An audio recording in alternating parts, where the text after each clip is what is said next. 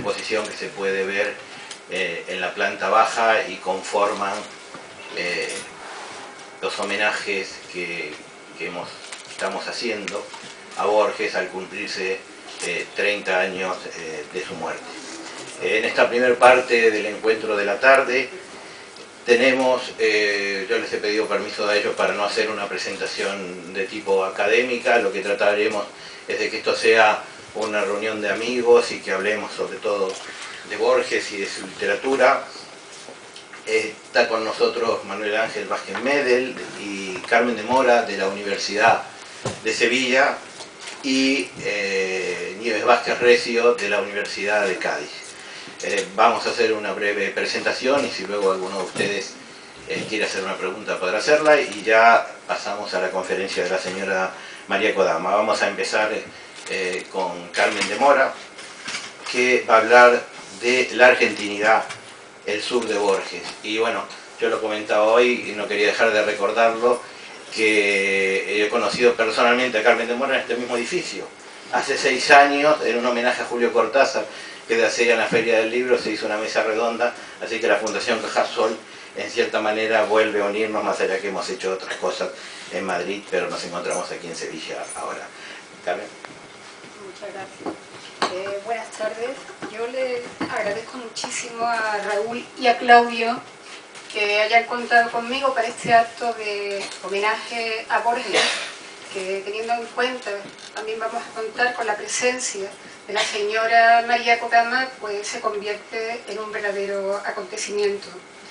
Yo no me considero especialista en Borges, ni mucho menos, soy simplemente lectora y voy a tratar unos 10 minutos aproximadamente de ofrecerles una imagen del Borges del sur, que es el Borges que más tiene que ver con el tema del criollismo, la argentinidad y todo eso. En su famoso y controvertido libro El canon occidental, Harold Bloom considera a Borges el más internacional de los escritores latinoamericanos y lo equipara a Kafka y a Goethe. Yo incluiría en la universalidad de Borges el tema de la argentinidad, que es esa faceta de su obra en que él vuelve la mirada hacia la tradición literaria y cultural de su país y que guarda relación con aspectos como el criollismo y la nacionalidad. Porque últimamente, además, se fomenta la necesidad de leer a Borges teniendo en cuenta los contextos histórico, literario y cultural de Argentina, para salir al paso de ciertas lecturas que se han hecho de Borges por las que se le considera un escritor escapista. Y hay que prestar atención a esos contextos.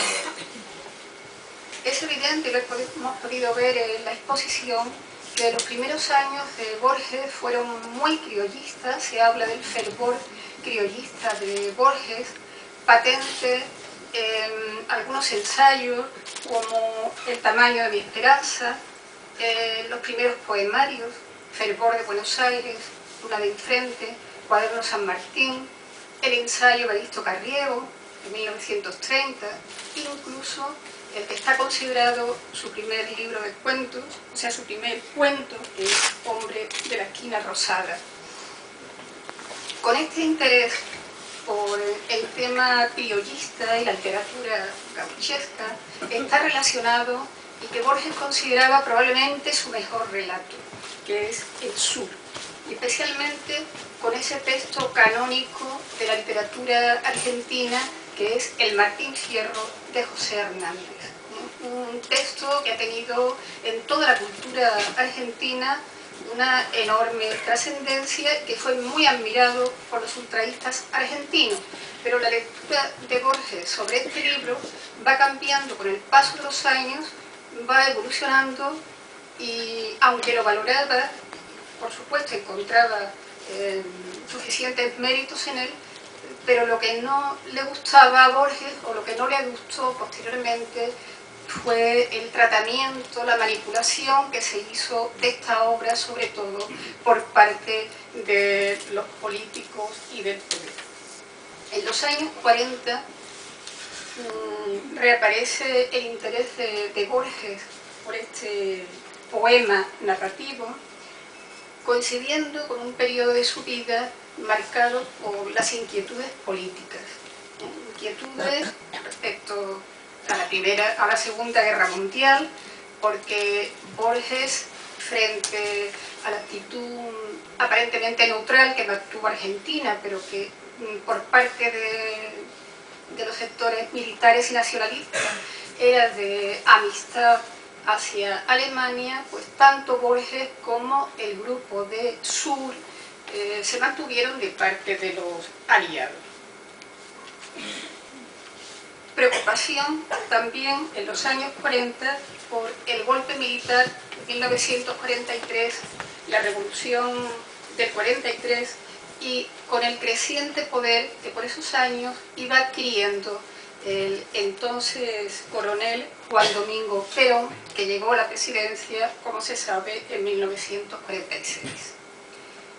Borges consideraba al populista Perón un imitador de los nazis y reencarnación del tirano Juan Manuel Rosas, que se ha citado, creo también, en la exposición. Rosas gobernó en el siglo XIX, después de las guerras de independencia, y fue el típico caudillo popular, y precisamente contra él, contra su política, escribió Sarmiento el libro Facundo, vida de Juan Facundo Quiroga, Civilización y Barbarie, que es otro de los libros canónicos de la literatura argentina. Esa dicotomía que reaparece en sucesivas ocasiones en la obra de Borges, Civilización y Barbarie, está también presente en uno de los mejores poemas que escribe Borges, que es el poema conjetural, en homenaje a un antepasado suyo, Francisco Narciso Laprida, y que empieza con el famoso verso: vencen los bárbaros, los gauchos vencen. En diálogo con este poema está sin duda El Sur, un libro, un relato cuyo título tiene ya un amplio alcance simbólico. El Sur es el lugar donde todavía persiste el antiguo espíritu de la pampa y de los duelos a cuchillo, es decir, esa mitología del coraje que tanto cultivó Borges en alguno de sus textos. En segundo lugar, el sur es símbolo del criollismo argentino y de la nacionalidad que recorre la obra de Borges desde sus comienzos. Pero también el sur es la nostalgia de un tiempo pasado, que es el tiempo heroico de los mayores, el tiempo de los antepasados de Borges, donde todavía existía una épica por la que él, de cierto modo, sentía nostalgia.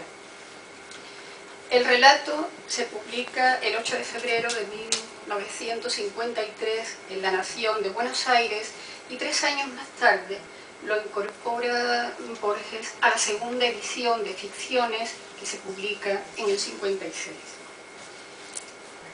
Como es un texto complejísimo que no se puede comentar ni es el momento con amplitud, me voy a limitar a señalar la importancia de los contextos en ese relato. Argentina, entre 1945 y 55, vivió el ascenso, la consolidación y caída de Juan Domingo Perón. Perón significaba el rechazo de una identificación con Europa a favor de lo verdaderamente autóctono, de una realidad y de una mitología criolla y del espíritu del Martín Fierro, que era su libro de cabecera. En segundo lugar, hay que tener en cuenta también para leer El Sur la hostilidad de Borges hacia el peronismo, porque lo consideraba como una forma de fanatismo equiparable al fascismo y al marxismo. En el mes de febrero Perón afianzó su poder en Argentina al ganar las elecciones presidenciales, en febrero del 46. Ese mismo año tuvo lugar la humillación de Borges, de que nos ha hablado Claudia, por el hecho de haber firmado un escrito antiperonista, es depuesto de su cargo en la biblioteca municipal y se le asigna otro cargo, que era el de inspector de aves de corral en el mercado de Abasto, puesto que por supuesto Borges no aceptó. Entonces, teniendo en cuenta estos precedentes y la identificación que se sugiere en la historia entre el gobierno de Perón y la dictadura de Rosas del siglo XIX, se puede entender el sur como un alegato antiperonista contra o frente a la humillación que había sufrido Borges por parte de Perón. De ese modo, él se habría vengado de Perón de la única forma que sabía, que era con la pluma. Porque esta historia, y la recuerdo, si en este momento alguien no la tiene presente, cuenta lo que le sucedió a un bibliotecario, Juan Dalma, que subiendo unas escaleras se dio un golpe en la cabeza y contrajo una septicemia, fue a curarse al hospital y cuando sale decide marcharse a la hacienda familiar a estar tranquilo y a recuperarse del todo. En el trayecto, en el viaje al sur, llega a una pulpería, que es un lugar de sociabilidad que hay en La Pampa, donde se despachan bebidas y se venden comestibles, y allí recibe la provocación de unos peones del campo que querían pelear, empiezan a arrojarle unas migas de pan. Él se hace el desentendido porque lógicamente no era un hombre de pelea, pero entonces aparece de repente un gaucho viejo que lo identifica, lo nombra por su apellido y le ofrece una daga para que salga a pelear. El relato termina con este pobre Juan Dalma enfrentándose a uno de esos peones en La Pampa. La historia, por lo tanto, está construida sobre la dicotomía civilización y barbarie, pero también a partir del tópico de las armas y las letras. En el famoso discurso de Don Quijote, este se inclina a favor de las armas, en el capítulo 38 de la primera parte del Quijote. En el sur, si el protagonista de la historia es vencido por la barbarie, por las armas, el escritor, al denunciarla, está escribiendo una historia que lo convierte en vencedor a través de las letras, porque esa historia además será perdurable. Es decir, este texto de Borges en realidad es una manifestación literaria como forma de resistencia, algo que tendrá una secuela literaria en otros escritores. Es un alegato épico contra un nacionalismo malentendido que se inspira en la tradición de la poesía gauchesca y del Martín Fierro, convertido en un mito de la identidad argentina. El viaje de Dalma no es solamente un viaje al sur, es también un viaje al pasado, a ese pasado criollo que se critica porque se queda emparentado en el relato con el peronismo. Perón viene a ser una reencarnación de Rosas, no hace falta nombrarlo directamente en el relato porque el lector de Borges se da cuenta perfectamente del parentesco entre una y otra situación.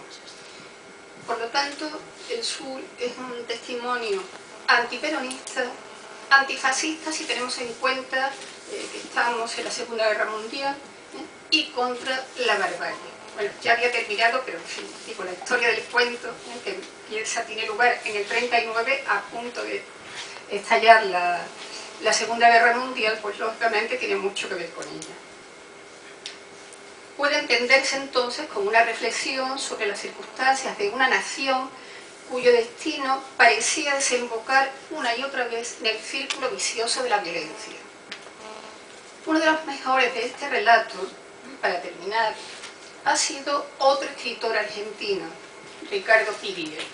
En Respiración artificial, probablemente su mejor novela, los lectores de Borges reconocemos la huella de este relato del sur en la estrategia seguida por Piglia al explicar el presente de Argentina, que en esa novela, en Respiración artificial, es otro presente, es el presente del gobierno cívico-militar, de la Junta, ¿verdad?, de la dictadura del 76, y lo hace a partir también, como Borges en el sur, de una revisión del pasado. Una revisión del pasado histórico y literario. De la misma forma que en el sur, en el plano histórico, Borges se refería a Perón al aludir al pasado de Rosas, y en lo literario también supo incrustar la huella de otros textos canónicos de la literatura argentina en este relato, porque en él reconocemos no solamente el Martín Fierro, sino que ahí está la huella de otros autores como Ascasubi, por ejemplo, el propio Lugones, la poesía gauchesca, El matadero de Esteban Echeverría, Sarmiento, desde luego, y tantos otros. En fin, con este breve apunte he querido subrayar la importancia de los contextos en la obra de Borges y la necesidad de revisar el reproche de escapista que algunos han hecho de su literatura. Gracias.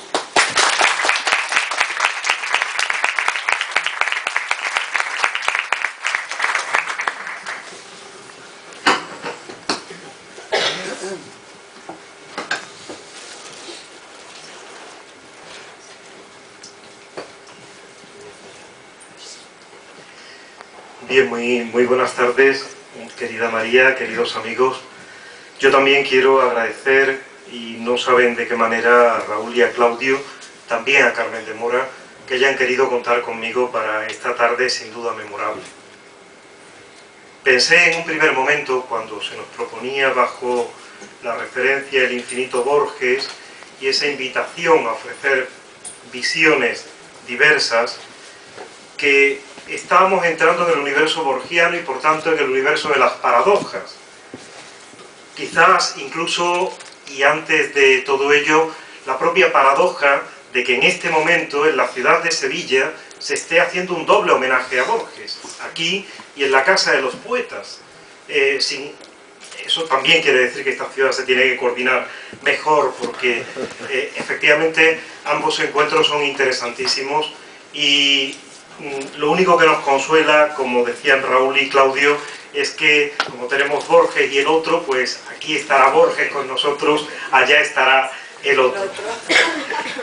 Hablaba de lo paradójico, y paradoxa significa aquello que está junto a, frente a, la doxa, el dogma, la opinión fundada, porque efectivamente si algo caracteriza la creación toda de Jorge Luis Borges, es precisamente su profunda libertad y su antidogmatismo. Y quiero subrayar esto también, y en ello voy a coincidir profundamente con lo que les ha planteado mi querida compañera y maestra Carmen de Mora. Decía Juan Ramón Jiménez que admiraba a Borges, que sabemos ahora por su reciente recopilación de notas, vida, que quería escribir sobre Borges de la misma manera que Borges admiraba a Juan Ramón Jiménez, incluso a veces con frases en contextos polémicos, como en aquella en la que subrayaba que a él nunca le había llegado a emocionar profundamente Federico García Lorca y que él creía que Lorca no se podía comparar con Manuel Machado, con Antonio Machado o con Juan Ramón Jiménez. Decía, Juan Ramón, que había en esta vida que tener raíces y alas, pero que las raíces vuelen y las alas arraiguen. Y eso es lo que define, y me encanta que hayamos comenzado por esa dimensión de las raíces de Borges, porque en Borges no se contrapone lo local y lo universal, todo lo contrario. Él ha sabido, como creo que también supo Juan Ramón, llevar lo local a lo universal. Ese es el camino auténtico, no una vida desarraigada. Y digo esto también porque consciente de que en esta sala un buen número de personas aún no habían nacido cuando ya Borges nos dejó hace ahora 30 años, quería recordar algunas cuestiones, desde luego que tienen que ver, sin lugar a dudas, con mi vida, pero sobre todo que tienen que ver, que es lo que importa, con la vida y con la obra de Borges. Seguro que todos ustedes saben perfectamente que esta ciudad, Sevilla, fue muy importante para Jorge Luis Borges, también Borges para esta ciudad. Yo tuve la suerte de conocer a Borges aquí un septiembre de 1984, en el que Borges venía invitado por la Universidad Internacional Menéndez Pelayo, paseó por estas calles. María ha recordado alguna que otra graciosa anécdota, como aquella en la que Borges ya estaba cansado, no quería ni siquiera cruzar la calle. María lo animó y le dijo que Jorge Luis, que tú que quieres visitar pronto Japón, por lo menos cruza la calle. Y Borges la cruzó y cuando llegó al otro lado dijo, ya estamos en Japón, antes de aquel viaje. Bueno, efectivamente, Borges llegó a Sevilla muy joven, después de esa estancia que comenzó el mismo año de la Gran Guerra, de la Guerra Europea, de la que ahora conocemos como Primera Guerra Mundial, 1914, y que obligó a la familia Borges a permanecer en Ginebra y en Suiza en general, también en otros lugares, hasta que terminó la guerra en el año 18. A partir de ese momento la familia piensa volver a Argentina, pero pasa por España. Primero Barcelona, también Mallorca, se ha recordado la amistad con Sureda, y Borges con su familia ya en el otoño de 1919 llegan al sur, Murcia, Granada. Hemos visto abajo en la exposición, tienen ustedes un libro anotado por Borges en Granada, 1919, y finalmente llegan a Sevilla. El propio Borges recuerda en un ensayo autobiográfico, que todo he sabido que primero se publicó en inglés y en el año del centenario, también con anotaciones valiosísimas de María Kodama, fue publicado ya también en español. Dice Borges: pasamos el invierno de 1919-1920 en Sevilla, donde vi impreso mi primer poema. Se titulaba Himno del Mar y apareció en la revista Grecia en su número del 31 de diciembre de 1919. En ese poema hice mi máximo esfuerzo por ser Walt Whitman. Un texto hermosísimo que nos pone de relieve cómo ese Borges de apenas 20 años, y que había comenzado desde luego a escribir mucho antes, y sobre todo a entender ya que su destino era la literatura, que era el mundo de la creación verbal, pues en esa nota Borges subraya la importancia que en ese sentido tiene esta ciudad en esos meses, que prácticamente desde principios de noviembre del 19 hasta febrero del 20 va a permanecer aquí. ¿Cómo sonaba ese himno del mar que aparecía en Grecia? Precisamente en la autobiografía, Borges, con toda sagacidad, solo nos recuerda el final, omitiendo incluso algunos versos, que yo tampoco voy a leer. Oh mar, oh mito, oh largo lecho, ya sé por qué te amo. Sé que somos muy viejos, que ambos nos conocemos desde siglos. Oh proteico, yo he salido de ti. Ambos encadenados y nómadas, ambos con una sed intensa de estrellas, ambos con esperanza y desengaños. Aunque, como veremos de inmediato, Borges se distanciaría poderosamente de ese fervor ultraísta juvenil,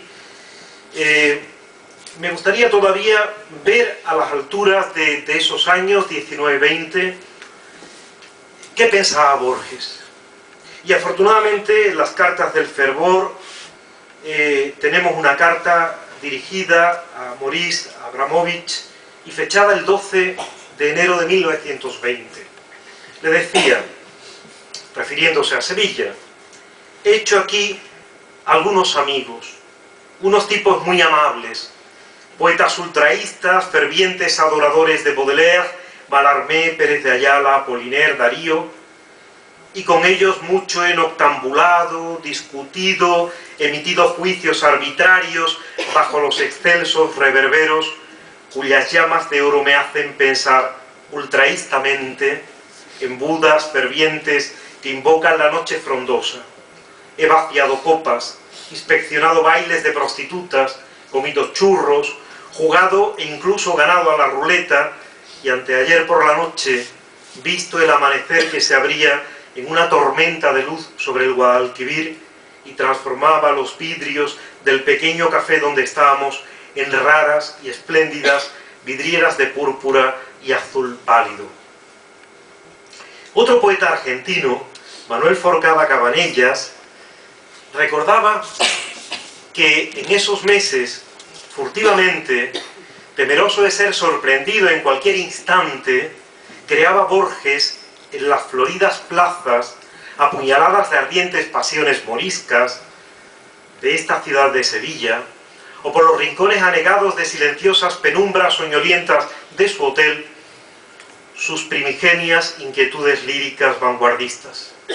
Un día, ya que actuamos desde tiempo atrás en complot con sus familiares, logramos arrancarle un hermoso poema, Canción del Mar, que publicó Bando Villar en la revista Grecia, desflorando así su incontenible y valioso estro lírico en Sevilla.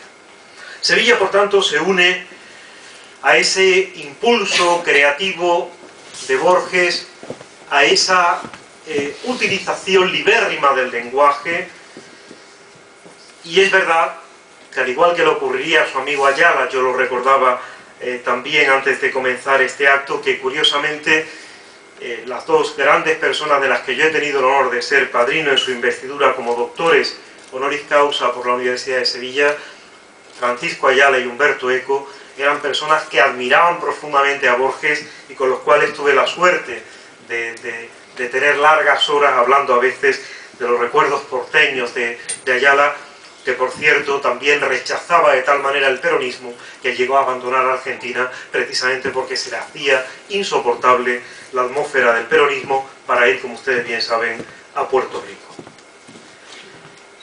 A la altura de 1970, en el ensayo autobiográfico antes mencionado, Borges ya corregía esa experiencia juvenil de Sevilla. Era crítico consigo mismo y con la grandilocuencia poética de aquellos empeños ultraístas, e incluso ustedes verán que el juicio sobre los ultraístas sevillanos puede parecer a primera vista duro, pero a mí me parece extraordinariamente certero, y lo voy a leer. En Sevilla me acerqué al grupo literario constituido alrededor de Grecia. Este grupo, cuyos miembros se llamaban a sí mismos ultraístas, se había propuesto renovar la literatura, una rama de las artes de la cual nada sabían. Uno de ellos me dijo una vez que todas sus lecturas habían sido la Biblia, Cervantes, Darío y uno o dos de los libros del maestro Rafael Cansinos Asens. Desconcertó a mi mente argentina el enterarme de que no sabían francés ni tenían sospecha alguna de que existiera algo llamado literatura inglesa.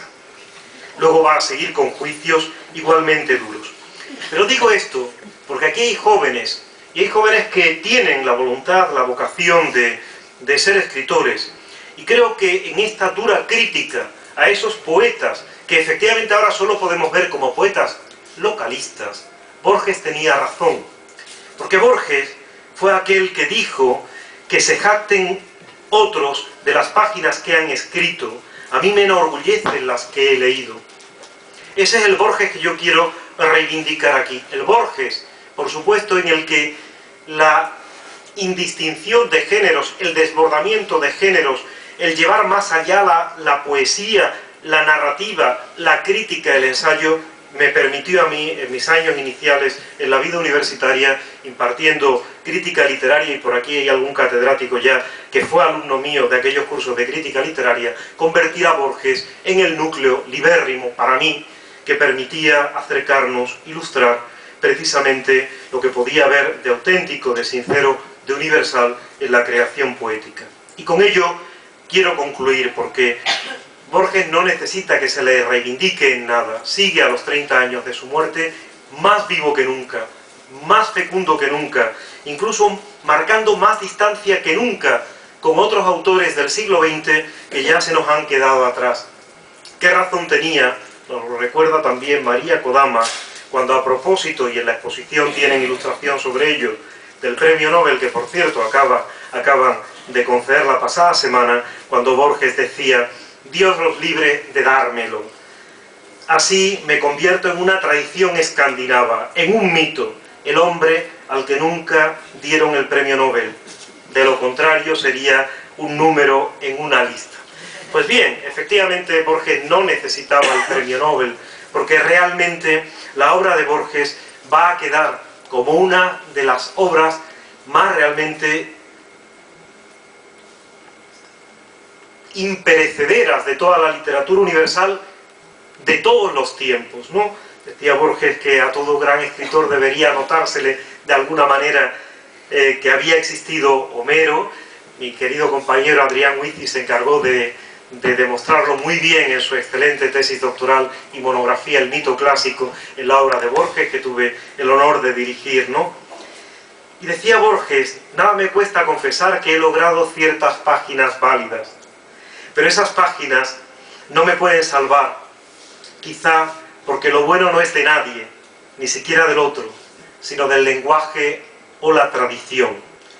Y ahí está ese Borges en el que ética y estética van profundamente unidas, en el que concitar y hacer crecer en su propia voz la voz de otro en una auténtica polifonía ha formado parte de su generosidad absolutamente sin límites.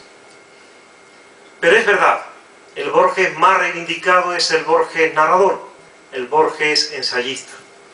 Yo siempre he sostenido que Borges es un gran poeta, un extraordinario poeta. Un poeta que fue creciendo desde aquel primero de sus libros, Fervor de Buenos Aires, del año 23, cuando tenía apenas 23, 24 años, hasta llegar a su poesía última. No tengo ocasión de hacer ni siquiera una pequeña muestra, como solía hacer yo con el poema Ajedrez, que nos habla también del infinito. En el oriente se encendía esta guerra, cuyo anfiteatro es hoy toda la tierra, como el otro, este juego es infinito. Pues bien, el juego entre el infinito y la limitación, porque Borges decía, y yo estoy bastante de acuerdo con él, que el mejor de sus poemas, él añadía humildemente, o el menos malos de cuanto he escrito, es el poema Límites. Un poema que ha sido también muy importante, no solo para mí académicamente, sino en mi vida, que pude pronunciar con ocasión de la muerte de mi hermano, o que pude pronunciar con ocasión de mi dimisión como presidente del Consejo Audiovisual ante el Parlamento de Andalucía, recordando aquello de: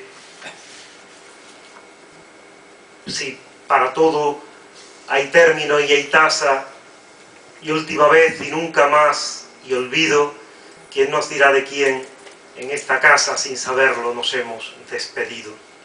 Nunca sabemos, efectivamente, cuál será la última puerta, la última vez que cerremos una puerta, o que nos miremos en un espejo, o que recorramos alguna calle, pero al menos este recuerdo emocionado a ese carácter absolutamente abierto, universal, antidogmático, libérrimo de Jorge Luis Borges, y a la importancia de su poema. Estos días recordaba yo el poema Los Justos. Yo sí me voy a despedir ya de ustedes. Muchas gracias.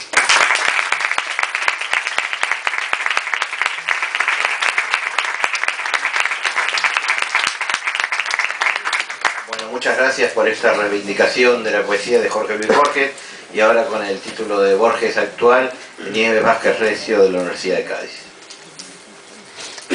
Bueno, muchas gracias, reitero las gracias a los amigos del Centro Editores, a la Fundación Cajasol por acogernos y y por tener esta espléndida oportunidad de reencontrarnos y, por supuesto, con la señora Kodama, que está aquí presente.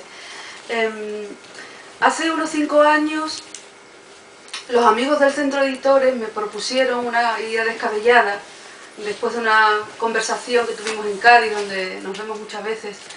Yo estaba leyendo mucho a Bolaño y entonces me dijeron, bueno, ¿y por qué no haces algo sobre Borges y Bolaño? Porque quien haya leído a Bolaño sabe las veces que Bolaño cita a Borges. Y voy a empezar con una frase de Bolaño, donde Bolaño dice, Borges es o debería ser el centro de nuestro canon. Bueno, esa idea descabellada la llevé a cabo y hace 5 años yo empecé a hacer una obra en mi casa tremenda, una obra donde tiraba paredes, y en esa idea descabellada me propuse releer lo que no había leído de Borges, toda su obra completa. De manera que me encerré en mi dormitorio, toda la casa estaba en obras y yo leía y releía a Borges. Digo esto porque la experiencia de esa lectura de Borges en mi cama, ¿no? Porque estaba completamente sitiada y en medio de un caos enorme, me hizo sentir profundamente la solidez de Borges. La solidez del Borges en una contemporaneidad totalmente desastrosa que era mi casa en obras. Y sentí con verdadera profundidad lo que Bolaño decía, que Borges es o debería ser el centro de nuestro canon. Realmente Borges es infinito, como lo dicen aquí los amigos, ¿no? Y es difícil abarcar o intentar abarcar, por supuesto en 10 minutos, lo que representa para mí, que no soy especialista en Borges, sino lectora, lo que significa su obra, ¿no? El adjetivo borgiano, como saben, está en el diccionario. Yo voy a completar un poco la imagen que nos ha dado, creo, totalmente comparto con ella la idea de que hay que devolverle a su contexto, pero completo la imagen de Borges con un Borges actual, en el sentido de lo que entendemos por borgiano y lo que a mí me parece que lo borgiano aporta a la contemporaneidad y arrastra, y es de una manera muy evidente, completamente actual. Cuando pensamos en el adjetivo borgiano, ¿en qué pensamos? No vamos a hacer aquí una encuesta, ¿no? Pensamos en la palabra infinito, pensamos en los juegos de espejos y de símbolos que estudió Ana María Barrenechea, ¿no? El laberinto, por supuesto el juego de dobles, el juego del tiempo eterno, lo criollo, el sur, evidentemente. Hay toda una serie de elementos que constituyen de alguna manera ya un paradigma de lo que de una forma inconsciente o consciente es para nosotros lo borgiano. Pero yo quería aquí subrayar lo que me parece más interesante para el hoy. Lo que sé que, por ejemplo, a la gente joven más le llama la atención de Borges. Yo a veces he dado clases sobre el cuento, ¿no? Y aunque parezca mentira, hay gente de 18 y 19 años que nunca ha leído a Borges. Y para mí es una cosa enorme poder contemplar esa primera revelación, porque para ellos es, ¿cómo es que yo no he leído antes esto, no? Porque realmente les toca mucho. Y ¿qué pienso yo que a la gente más joven, o a nosotros, como yo también escribo, ¿no? A mí como escritora, me parece más significativo en la contemporaneidad, por no perderme? Por ejemplo, la pluralidad de mundos, los mundos posibles, esa teoría de los mundos posibles y esa idea de los mundos paralelos que la física teórica hoy abarca y piensa, esa idea está en Borges. Y la gente que hace hoy videojuegos se plantea la lectura de Borges como una fuente de inspiración esencial. Lo dicen los profesores de la Facultad de Ciencias de la Educación, no lo digo yo. La lectura de Borges es inspiradora y de alguna manera en su mundo laberíntico preanuncia eso que hoy es tan común, ¿no? Los mundos paralelos, insisto, que la teoría de la física respalda. Los mundos posibles, ¿no? Las series de televisión, leí una vez una entrevista de un guionista de Hollywood donde decía que se inspiraba y leía a Borges para series como Lost, ¿no? Como Perdidos. Ahí hay un asidero que a veces se nos escapa a la gente que leemos a Borges de otra manera, ¿no? El mundo como ilusión, que por supuesto en Borges está todo lo que es el idealismo de Berkeley y todos sus filósofos de cabecera, ¿no? Pero claro, el mundo como ilusión es también la teoría física de que el mundo pudiera ser un holograma.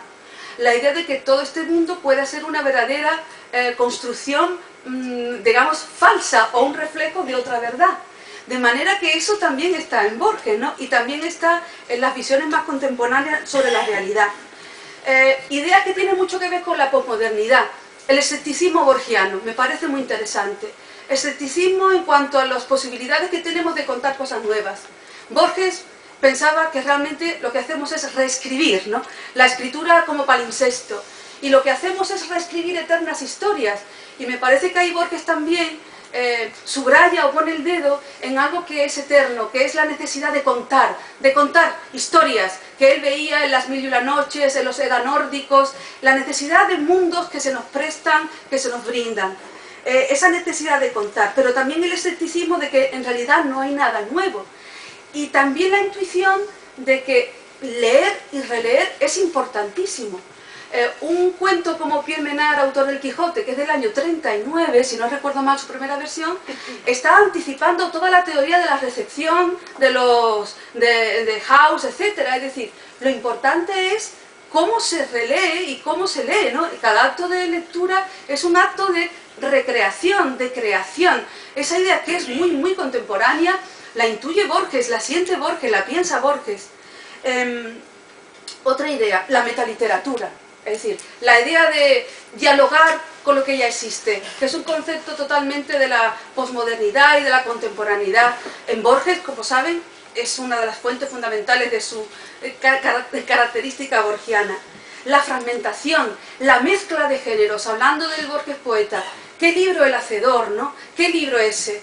¡Qué maravilla! ¿Cómo antecede a toda esa mezcla que hoy entendemos, que por supuesto parte del romanticismo, ¿no? De que los géneros no son compartimentos estancos, ¿no? Sino que el verbo es único, que se manifiesta en poesía y en prosa. Esa maravilla también está en Borges. También creo que concuerda mucho con la gente más joven, a pesar de su beta criolla que está, por supuesto, y su argentinidad, esa idea del Borges cosmopolita, del Borges que es capaz de hablar de esos mundos dispersos y que está enterrado en Ginebra, casi como un símbolo del mundo apátrida, del mundo que significa lo más contemporáneo, ¿no? Donde las fronteras no nos cierran, a veces sí, lamentablemente, pero también se abren y se multiplican. Debería ser contemporáneo, y casi estoy terminando para no alargarme, una frase que dijo Julio Cortázar sobre Borges: si no es, debería ser. Fijaros, dice en una entrevista que le hizo Evelyn Picon Garfield, le dice: lo que creo que Borges me enseñó a mí y a toda una generación fue la severidad, ser implacable con uno mismo, no publicar nada que no estuviera muy bien cumplido literariamente. Yo creo que esa exigencia, si no existe, debería existir, ¿no? Es decir, esa necesidad de exigirse a la hora de publicar, de escribir, que Cortázar vio de manera meridiana. Hablando de ese Borges actual y volviendo a Bolaño y a cómo me metí en el mundo de Bolaño por culpa de aquí Raúl y Claudio, en cierto modo, Borges y Bolaño, es curioso, y ahora casi termino con las palabras de Carmen, porque a pesar de todo lo que he dicho, de que me parece que el Borges cosmopolita, de multiverso, es el Borges más actual, que quizás más llama a la puerta de la gente joven, es curioso que Bolaño también reescribiera el sur, es decir, que también ese lado criollo se lo planteara Bolaño como una necesidad de explicar también lo que es el mundo latinoamericano, ¿no? El cuento El gaucho insufrible, no sé si lo han leído, es una reescritura del sur, pero claro, un sur donde ya no es el peronismo, sino el corralito. Es decir, él resucita al Alman, pero lo hace en medio de la Argentina del corralito.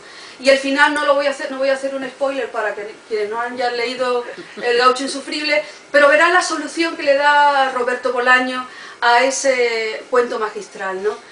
Y yo creo que la figura de Bolaño, ¿no? que aparentemente tan distante está de Borges, demuestra de qué manera tan profunda Borges está presente, ¿no? Y Borges es inagotable. Son palabras de Bolaño, no son mías. Muchas gracias.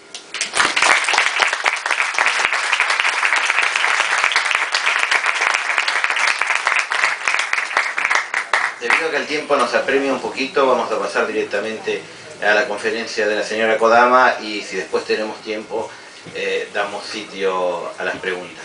Vamos vamos a hacer un sitio para... No, ¿qué le ponemos?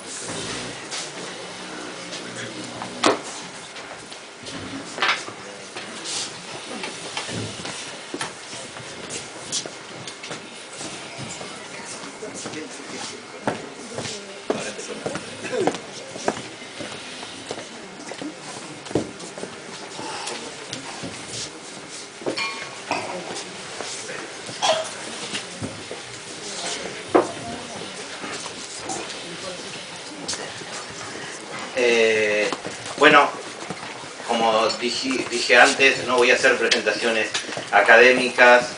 María Kodama es una amiga de muchos años. No voy a hablar de sus trabajos literarios, ni sus antologías, ni sus traducciones.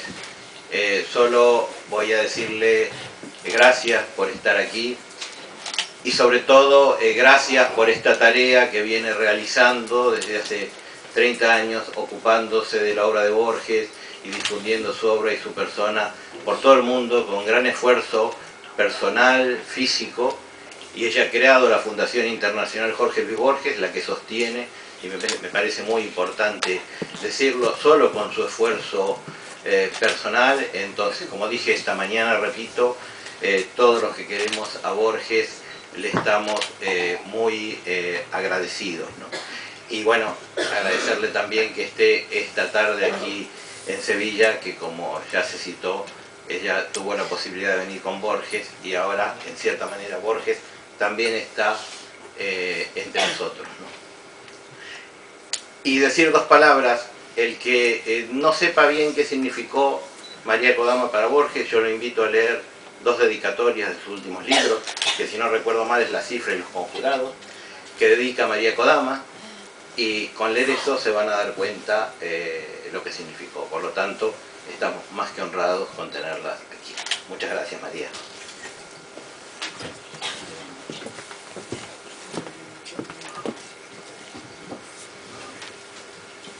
Bueno, muchísimas gracias. Muchísimas gracias por todo lo que has dicho de mí. Muchísimas gracias a todos los que intervinieron y por escuchar hablando sobre Borges y sobre su obra. Bueno, yo voy a hablar sobre Borges y Buenos Aires. Borges era como los griegos, ¿no es cierto? Es decir, la parte por el todo, Borges de Buenos Aires. El 24 de agosto de 1899 nace en Buenos Aires, capital de la República Argentina, un niño. La Cruz del Sur, a las puertas del laberinto, señala hacia los 4 puntos cardinales la extensión de ese laberinto trazado en su espacio infinito, la Pampa. El niño recién nacido oye desde los brazos de una de sus abuelas sonidos que no comprende. El niño recién nacido siente que otros brazos lo sostienen y otros sonidos más ásperos y breves, que tampoco comprende, lo acarician. La inquietud por la diferencia se disipa con el contacto protector de los abrazos. El niño crece y comprende que esas son dos lenguas distintas, el inglés y el español. Allí comienza el trazado de su camino, que tercamente se bifurca en otro, que tercamente se bifurca en otro. Bifurcación que se dio en su vida, en la lengua, en el espacio, en el tiempo que marcará mucho más adelante la separación del amor y de la aventura de Europa, que marcará también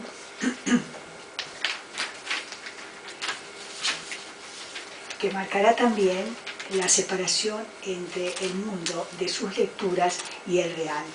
En el prólogo de Evaristo Carriego dice: yo creí durante años haberme criado en un suburbio de Buenos Aires, un suburbio de calles aventuradas y de ocasos visibles.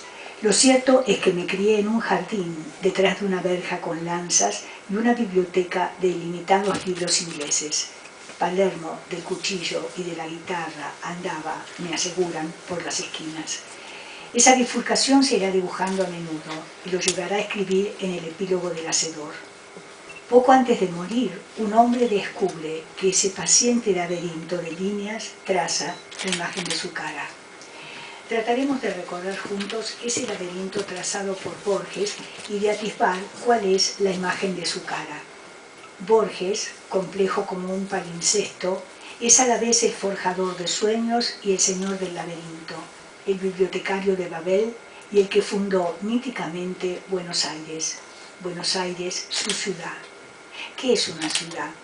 Una ciudad es el Aleph de Borges, contradicción y vértigo de imágenes, también un caleidoscopio de infinitas y cambiantes formas armoniosas. Quizá es la más artificial y compleja creación del hombre para el hombre que puede imaginarse. En ella se pone de manifiesto el complicado mecanismo de la mente humana, de la caverna, que era solo un refugio para protegerse de la intemperie. A través de un larguísimo proceso, el hombre traza, diseña y erige una ciudad para que satisfaga también, como la lámpara de Aladino, los más variados deseos de sus habitantes. Sin embargo, esa ciudad, vista y cantada por los árabes como una mujer a la que aman y desean conquistar, se convertirá en el espejo que mida la grandeza y la degradación de los hombres que la habitan. Los griegos sentían el orgullo de pertenecer a la polis, y muchos de sus filósofos y escritores poseían, junto a su nombre, el de su ciudad, Zenón de Elea, Tales de Mileto. Para los romanos la ciudad debía tener el nombre secreto que encerraba la fuerza y la gloria de esa ciudad. El divulgarlo era terrible porque la dejaba indefensa a merced de sus enemigos. Para los pueblos bárbaros, la ciudad era objeto de supersticioso temor y trataban de evitarlas en sus marchas. Aún hoy, los nombres de las ciudades evocan en la gente fantasías o recuerdos unidos a formas, colores, sabores, perfumes y a la estrecha relación establecida por algunos desde la infancia a través de los libros de arte.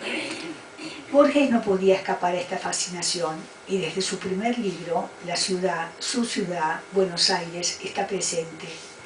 Borges dice que Fervor de Buenos Aires, publicado en 1923, prefigura, dice él, todo lo que haría después, y agrega que entre las cosas que se proponía estaba cantar un Buenos Aires de casas bajas, y hacia el poniente o hacia el sur, dice, de quintas con verjas. Así leemos en el prólogo de la edición de 1974.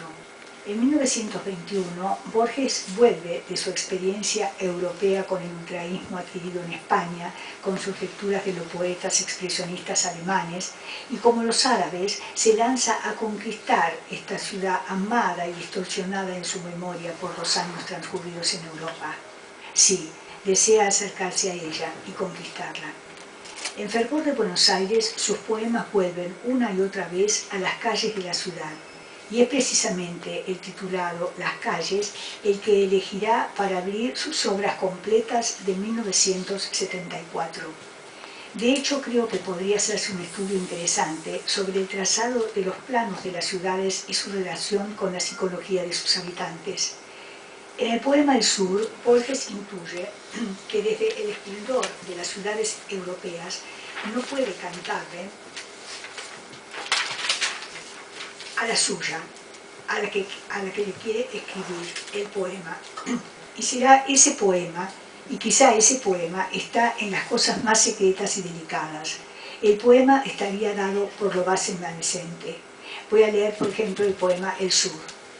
Desde uno de sus patios haber mirado las antiguas estrellas, desde el banco de la sombra haber mirado esas luces dispersas que mi ignorancia no ha aprendido a nombrar ni a ordenar en constelaciones, haber sentido el círculo del agua en el secreto aljibe, el olor del jazmín y la madreselva, el silencio del pájaro dormido, el arco del zaguán, la humedad. Esas cosas, acaso, son el poema. Y en el poema Arrabal, Borges logra, a través de la universalidad de un poniente, sentir también a Buenos Aires. Y dice así: el pastito precario, desesperadamente esperanzado, salpicaba las piedras de la calle, y divisé en la hondura los naipes de colores del poniente y sentí Buenos Aires. Esta ciudad que yo creí mi pasado es mi porvenir, mi presente. Los años que he vivido en Europa son ilusorios. Yo he estado siempre y estaré en Buenos Aires. Lograda esta iluminación que lo lleva a vivir y sentir la totalidad de su obra en Buenos Aires, puede, al cabo de los años, en el prólogo A Luna de Enfrente, escrito para la edición de 1979 de sus obras completas, decir: olvidadizo de que ya lo era, quise también ser argentino. Incurrí en la arriesgada adquisición de 1 o 2 diccionarios de argentinismos que me suministraron palabras que hoy puedo apenas descifrar: madrejón, espadaña, estaca, pampa. La ciudad de fervor de Buenos Aires no deja nunca de ser íntima. La de este volumen tiene algo de ostentoso y de público. Es el Cuaderno San Martín de 1929, donde Borges emprende la tarea de fundar míticamente a Buenos Aires. Como todos sabrán, el título original del poema fue Fundación Mitológica de Buenos Aires. El cambio se debió a sentir que lo mitológico es intelectual, pero él quería apuntar a algo esencial. Creo que la definición de Roland Barthes en sus mitologías puede dar ese sentido. Para Barthes, el mundo está constituido por la pérdida de la cualidad histórica de las cosas. En el mito, las cosas pierden la memoria que una vez tuvieron. El mundo entra en un lenguaje, como en una relación dialéctica entre las actividades, entre las acciones humanas. El mito se desprende como una armoniosa exposición de creencias. Ha tenido lugar un encantamiento, se ha dado vuelta a la realidad, se la ha vaciado de historia y se la ha llenado con naturaleza. Se ha removido de las cosas su significado humano para hacerlas significar la insignificancia humana. La función del mito es, entonces, vaciar la realidad. Es literalmente un fluir sin cesar, una evaporación, en breve, una ausencia perceptible. Es evidente el acierto del cambio de título corroborado por los 2 últimos versos. A mí se me hace cuento que empezó Buenos Aires, la jugó tan eterna como el agua y el aire. En el Evaristo Carriego de 1930, Borges culminará esta trilogía compuesta para su ciudad con una obra en prosa, escribiendo sobre el amigo de su padre, Evaristo Carriego, el poeta que cantó a su barrio, a Palermo. De aquí saldrán en la obra de Borges las milongas, los compadritos, los guapos, esos seres con los que poblaría a la mítica Buenos Aires. Así, la presencia de Buenos Aires será constante en su obra, presencia que irá marcando el decurso de los años. Fundada míticamente, Buenos Aires será en el otro, el mismo, de 1964. En su poema, precisamente en 1964, algo diferente. Se ha dado cuenta de que esa busca a través de los confines, los atardeceres, la memoria de Palermo y los patios del sur, ya no tiene sentido, porque, dice, ahora estás en mí, eres mi vaga suerte, esas cosas que la muerte apaga. Siente la ciudad a la que vive y que revive instalada en él. En el otro poema, Buenos Aires, de este mismo libro, da la más acabada prueba de amor a su ciudad. No solo se siente imbricado en la urdimbre de Buenos Aires, no solo siente la ciudad y la vida confundidas en un solo dibujo, como cuando dice, la ciudad ahora es un plano de mis humillaciones y fracasos, sino que incluye, con lo que es prueba de amor maduro y pleno, la aceptación de lo positivo y lo negativo que el amor, como toda situación humana, conlleva. Y dice, no nos une el amor sino el espanto, será por eso que le quiero tanto. En Elogio de la Sombra, edición de 1969, Buenos Aires vuelve a estar presente. Después de preguntarse ¿qué será Buenos Aires?, va dándonos una serie de hechos que configuran su historia personal, pero reconoce que esta es su historia. Nos dice, son hechos demasiado individuales, son demasiado lo que son para ser Buenos Aires. Y termina afirmando lo que es Buenos Aires por medio de negaciones. La define como lo que se ha perdido y lo que será. Es lo interior, lo ajeno, lo lateral. El barrio no es tuyo ni mío, lo que ignoramos y queremos. Puede sentirse una despersonalización cada vez mayor, que solo es posible porque la ciudad ya es su entraña. En Historia de la Noche de 1977, el poema Buenos Aires 1899 está encabezado con la fecha que corresponde a su nacimiento. Nos da la ciudad como algo que ya no es algo irreemplazable. Se llora de algún modo lo sujeto al tiempo, lo que se ha perdido. Borges, al poner junto al nombre de Buenos Aires la fecha de su nacimiento, está identificándola nuevamente con él mismo, tan sujeto al tiempo y a su finitud, a su nada. Es él mismo que se convierte en nada. En la cifra de 1981 encontramos otra composición titulada Buenos Aires. Borges, en esta casi despedida a Buenos Aires, le canta a través de largas enumeraciones al estilo de Walt Whitman, a esa otra ciudad que también se llamaba Buenos Aires, de la que guarda solo recuerdos de ruidos, colores, recuerdos de luz, de lo más evanescente. Luego Borges bruscamente dice en ese mismo poema: guardo memoria del pistoletazo de Alem en un coche cerrado, como si el suicidio de Alem cortara los recuerdos y obligara a guardar memoria, no como algo natural, sino como el aprendizaje de algo terrible. Cortado el recuerdo viene la reflexión, el saber que en aquel Buenos Aires que añora, dice, y que me dejó, yo sería un extraño. Como dijo Heráclito, nadie baja dos veces al mismo río. Cuando el río cambia el río y cambiamos nosotros, a través de la reconstrucción de la ciudad, de él mismo y de su propio recuerdo de ella, nos da el proceso de la memoria, de la falsa memoria y de la distorsión de la memoria. Una clave para salvarse serían los paraísos perdidos. Ellos, como recuerdos indestructibles, son, en nuestra memoria, un oasis al que siempre es posible volver. Sin embargo, Borges no se conforma con esto, finito al fin, y busca la salida a través de la idea de la eternidad. Y dice así: alguien casi idéntico a mí, alguien que no habrá leído esta página, lamentará las torres de cemento y el talado obelisco. Logra esa eternidad estableciendo la continuidad a través de la repetición en otro ser de un momento idéntico. Ese momento idéntico en que una experiencia se repite es el instante eterno. Borges, el hombre y el poeta del futuro viven el mismo instante a años o siglos de distancia, igualados en la misma experiencia. Por consiguiente, dice Borges, son el mismo ser. Se logra a través de esa continuidad la inmortalidad. Esta idea fue expresada también por Borges en Nueva refutación del tiempo, de otras inquisiciones, en el relato Sentirse en muerte. En la emoción profunda se está en el paraíso.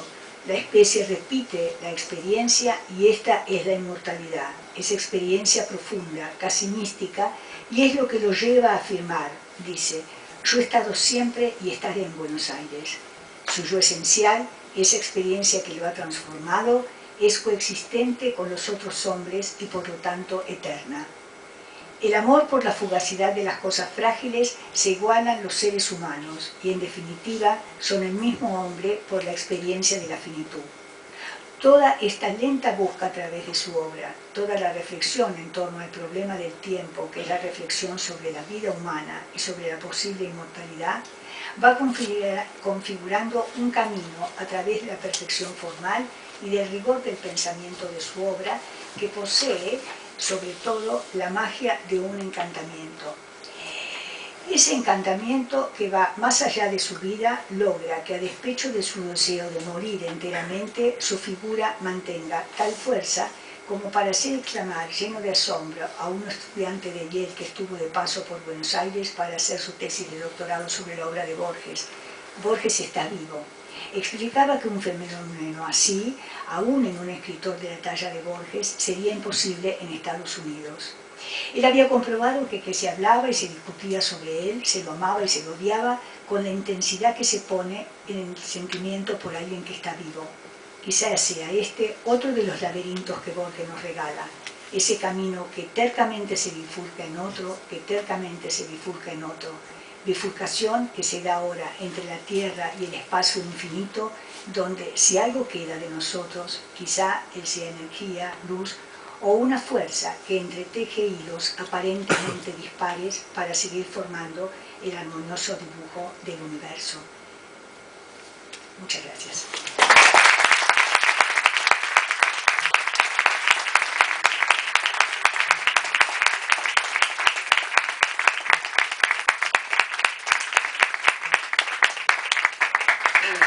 Ahora ya que nombraron hoy a Borges y el otro, vamos a escuchar la voz del propio Jorge Luis Borges, esto, Borges y yo.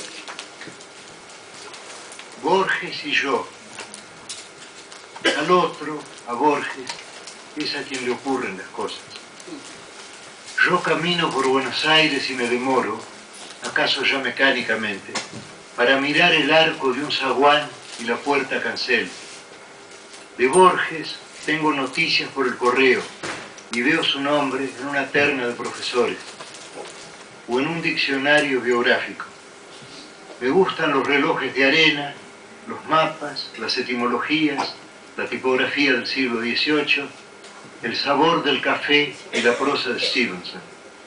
El otro comparte esas preferencias, pero de un modo vanidoso, que las convierte en atributos de un actor. Sería exagerado afirmar que nuestra relación es hostil. Yo vivo, yo me dejo vivir para que Borges pueda tramar su literatura, y esa literatura me justifica. Nada me cuesta confesar que ha logrado ciertas páginas válidas, pero esas páginas no me pueden salvar, quizá porque lo bueno ya no es de nadie, ni siquiera del otro, sino del lenguaje o la tradición.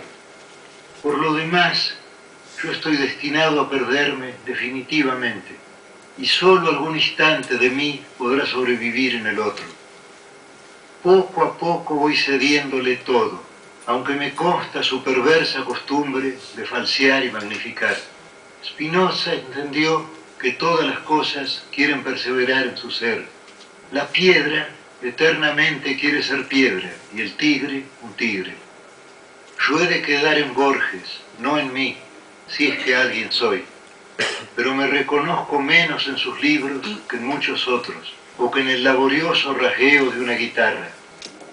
Hace años yo traté de librarme de él, y pasé de las mitologías del arrabal a los juegos con el tiempo y con lo infinito. Pero esos juegos son de Borges ahora, y tendré que idear otras cosas. Así, mi vida es una fuga, y todo lo pierdo, y todo es del olvido o del otro. No sé cuál de los dos escribe esta página.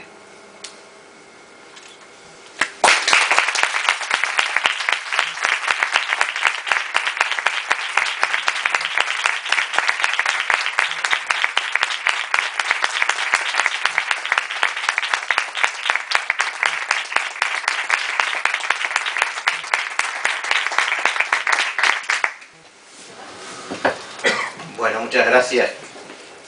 Voy a ejercer un rol autoritario y me parece que después de este fin no podemos decir nada, así que no voy a dar el turno de preguntas. Si alguno quiere hacernos una pregunta, se puede acercar a María o cualquiera de los especialistas que están aquí. Muchísimas gracias por haber venido. Hasta la próxima.